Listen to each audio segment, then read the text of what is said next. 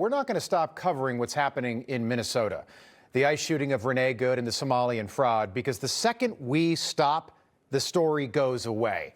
We're not going to let that happen, because if Renee Good was killed by an illegal alien, nobody would know her name tonight. Think about that. And the president talked about all of that in Michigan today. She comes from a country with nothing, and she comes here and she tells us about our Constitution. I have a constitutional right to rip off the country. I guess she's a total scam artist. Anybody knows it. How do you let her get away with it? And nobody wants to show these pictures for whatever reason, including the local media in Minnesota. They were released by the Justice Department. These are legitimate. They are of various Somalian immigrants, just like living the high life out there in Minnesota, driving around in luxury cars, like not even like a Lexus or maybe a BMW. This genius right here bought a Rolls-Royce convertible and didn't think that anybody would notice, and he's been in this country for like 15 minutes. Again, almost $500,000 for that thing, and this guy runs a daycare center. If I had known about that in college, I would have literally majored in running a daycare center. I would have gotten a master's in daycare center operations from the Quality Learning Center. I'm serious. I would have skipped TV altogether. I'd be running daycare centers in Minneapolis. But these people weren't hiding anything. They were rubbing it in all of our faces. Look at us ripping off all of you stupid Americans, and there's nothing anyone can do about it until Donald Trump.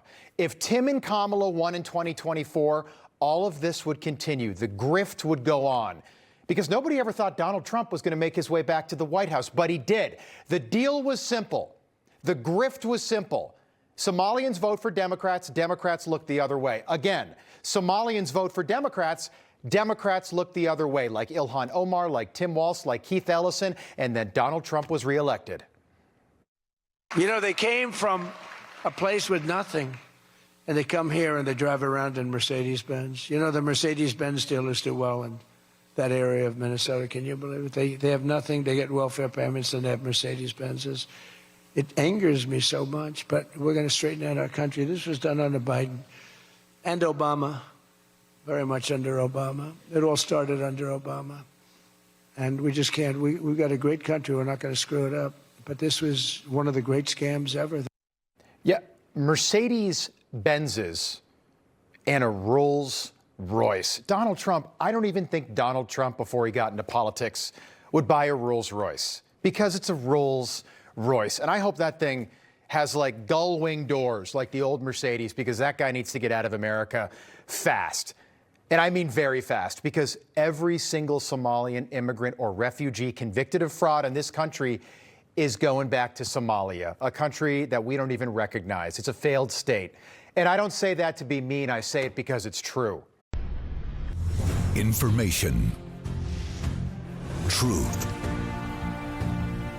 is freedom. Is Newsmax. It's real news for real people.